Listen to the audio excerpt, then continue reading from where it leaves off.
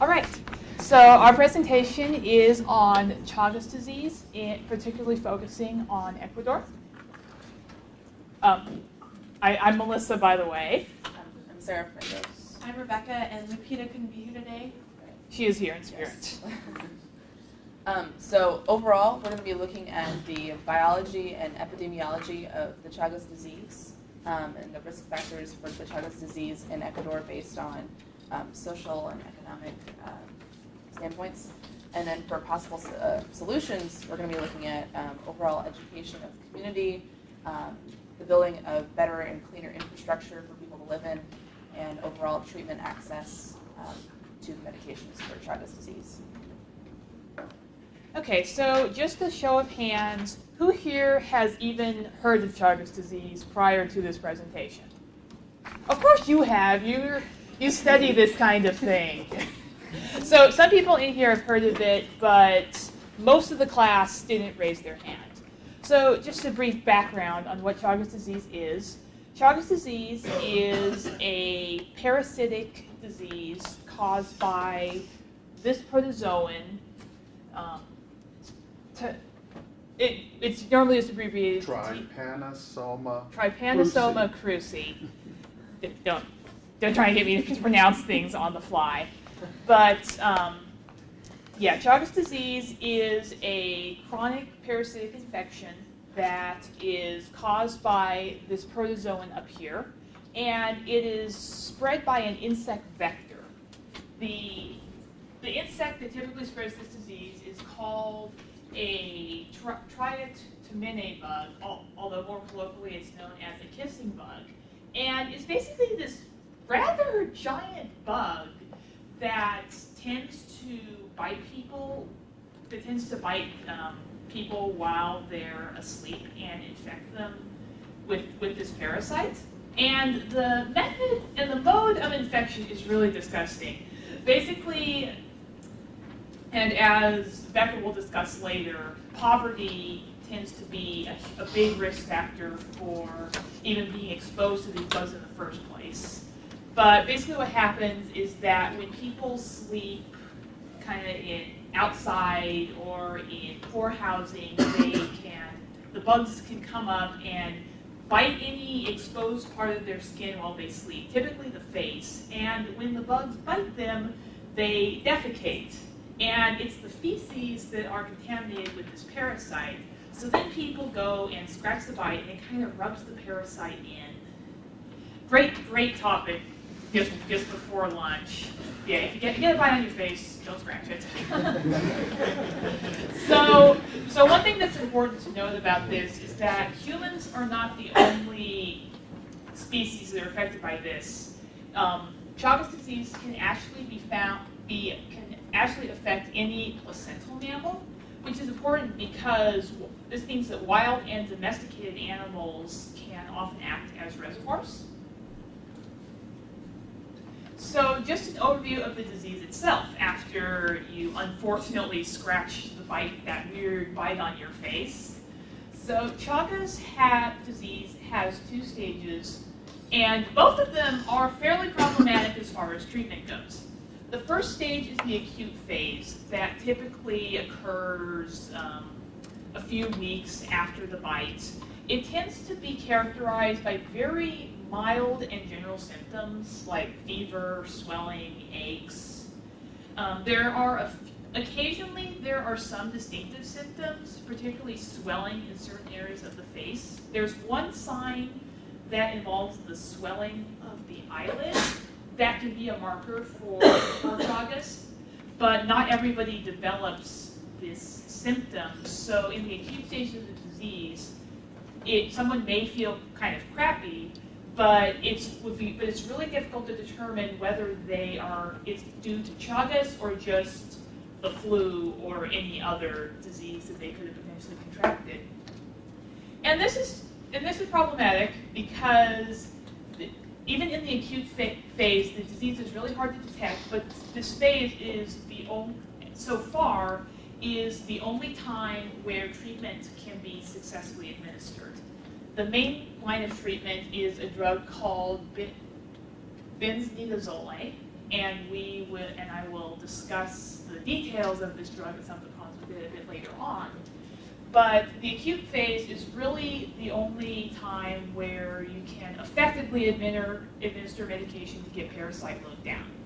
After the acute phase, you go on to the chronic phase, where many people become asymptomatic, and it's very hard to tell whether if they have Chagas, except for doing like a blood test. But in about 30% of the cases, after a 10 to 30 year period of latency, people go on to develop really agonizing symptoms. Basically, it involves the swelling of organs, such as the heart and the digestive tract, which leads to organ failure and death. Just really terrible and agonizing. So Chagas disease is spread throughout South America, Central America, and there have even been some cases reported in the southern part of North America. It is here in San Antonio, but so far the only cases that have been reported are in dogs. But since it's so widespread, we definitely need some more awareness of this. But we're mostly focusing on Ecuador. Current statistics indicate that 1.6 of the Ecuadorian population is infected with Chagas disease. However, since disease surveillance tends to be fairly poor, especially among people who are at risk, this number is probably a lot higher. And as I mentioned before, about 30% of the people infected with Chagas go on to the serious chronic phase, which kills about 50,000 people annually across the globe.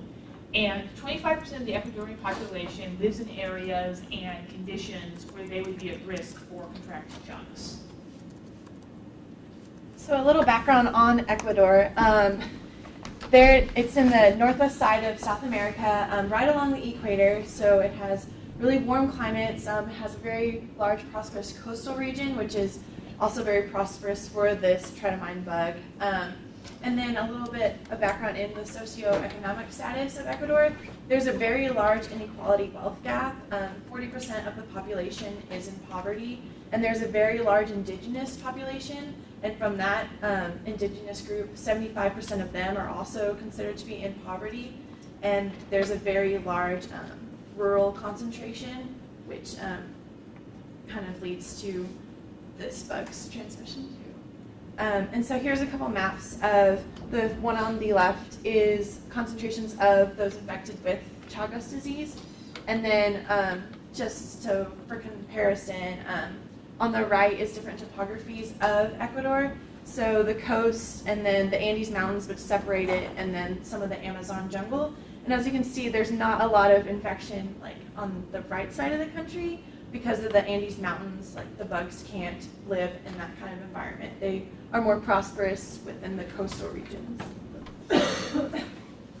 So as far as rural population in Ecuador goes, they have limited access to water, sanitation, education, and healthcare, which leads to their dependence on agriculture for income. So that leads to further deforestation as that economy continues to grow, which, as Melissa pointed out, increases animal interactions within humans, and animals are also carriers of Chagas disease.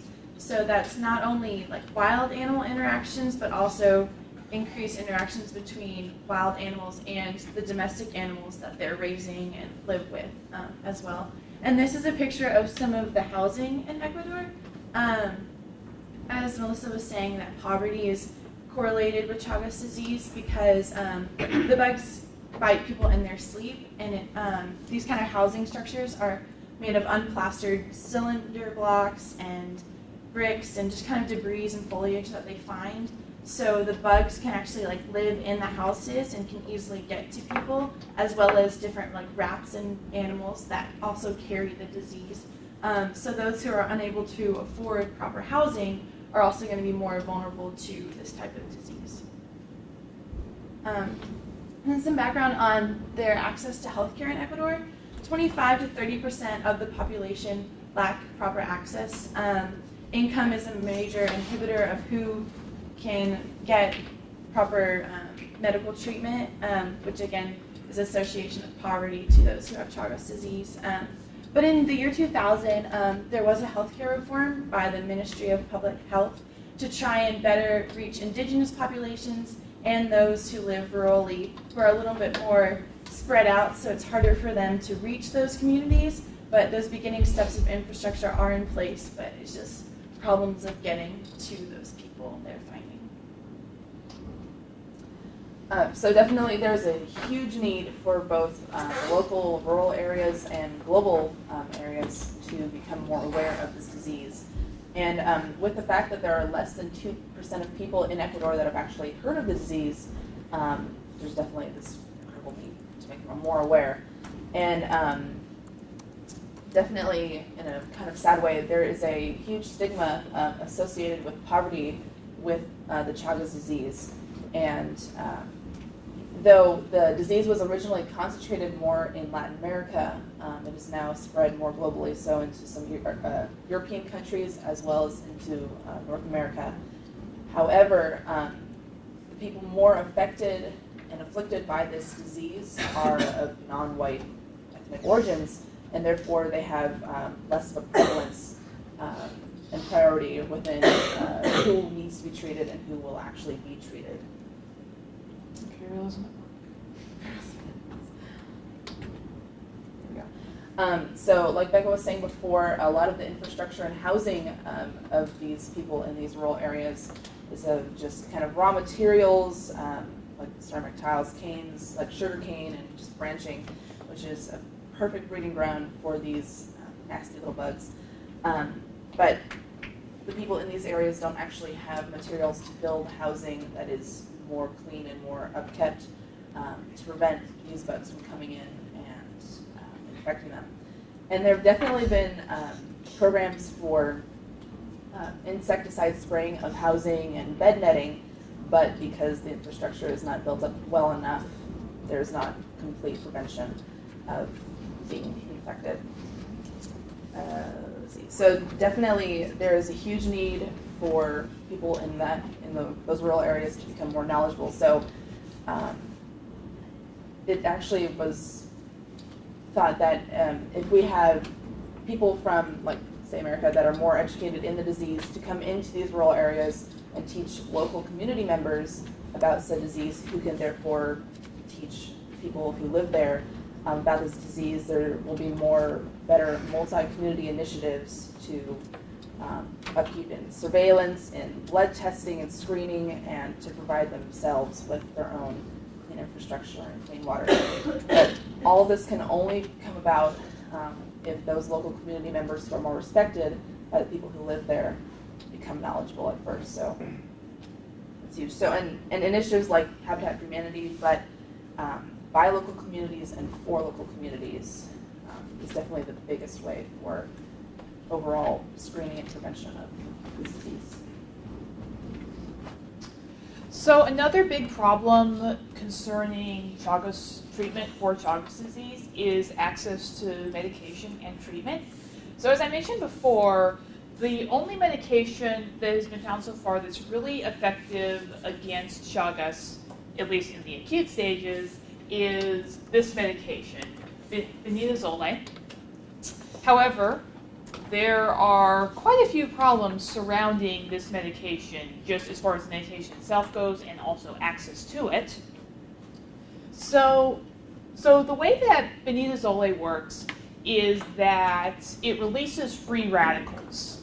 Are you guys familiar with free radicals and how they interact with biological systems?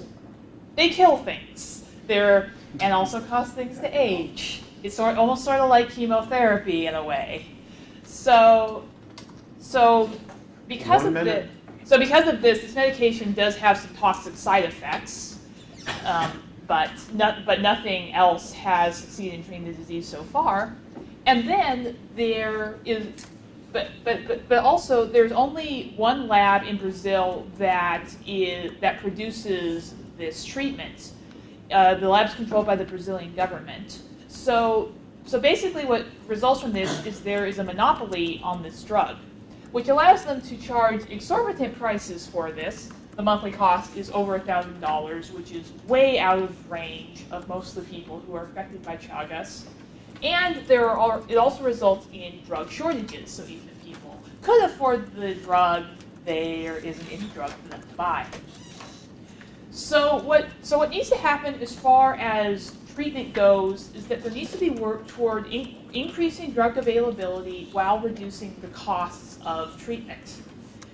By increasing drug availability, that both means increasing the supply of benidazole and trying to work on making other drugs. Chagas is a neglected tropical disease, and the reason that many neglected tropical diseases are neglected is because they don't tend to affect many people in countries that have a lot of wealth and have a lot of pharmaceutical companies. So the pharmaceutical companies see no reason to invest in a disease like Chagas. So how do we change that? Well, as Sarah was saying, there's a big need for more awareness of Chagas, both locally and globally. So I think it's a really important part of combating Chagas disease is just increase overall public awareness and increase awareness of the disease. And in doing so, we need to try and get pharmaceutical companies to see that this is something that they should be investing in and researching, and hopefully that will lead to better treatments and also help break the current monopoly on treatment for Chagas. Questions? Did you say that it is deadly or is it deadly? It can be deadly if it progresses into the chronic phase. Did you know if they were working on like a vaccine like that? Or? There has been some work on it, but it has not been successful. Remember, this is a protozoal disease. Yeah. How long do you have to take the treatment I think the chronic phase generally starts about 8 to 12 weeks after the infection. So the acute phase would be before that. So you basically have the span of a couple of months. And it especially helps if you're young. The benidazole doesn't work as well in adults. You mentioned how animal reservoirs are like a key aspect.